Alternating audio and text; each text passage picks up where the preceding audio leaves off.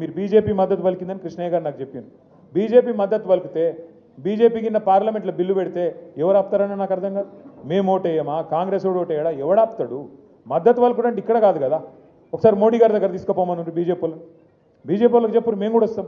మోడీ గారి దగ్గర అపాయింట్మెంట్ ఇప్పింది, మేమందరం వస్తాం. మోడీ గారు ఒక్కసారి అనుకుంటే దెబ్బకే అయిపోతుంది. తెల్లారి బిల్లు పెట్టచ్చు, స్పెషల్ సెషన్ పెట్టచ్చు, బిల్లు పెట్టచ్చు, ఒడిసిపోతుంది. అంటే నేను అనేది ఏంటంటే ఇక్కడిక్కడ కొట్లాడుకున్నాడు, ఇక్కడ యుద్ధాలు చేసుడు, ఒకళ్ళ మీద ఒకళ్ళు మాటలు చేసుడు, పొన్నం ప్రభాకర్ మమ్మల్ని తిట్టుడు, మేము ఆయన తిట్టుడు, పొన్నం ప్రభాకర్ మళ్ళీ అడ్లూరు లక్ష్మణ్ తిట్టుడు మధ్యలో, ఇవన్నీ ఎందుకు ఊకే? అల్టిమేట్గా ఏంటంటే రాహుల్ గాంధీ గారు, మోడీ గారు వాళ్ళిద్దరికీ కరెక్ట్గా ఉంటే, వాళ్ళిద్దరికీ కరెక్ట్గా అనుకుంటే ఒక్కటే ఛాయ్ కప్పు ఛాయ్ తాగే లోపల ఒడిసిపోతుంది పని. దీనికి మనం చేయాల్సింది కార్యక్షేత్రం ఇక్కడ కాదు.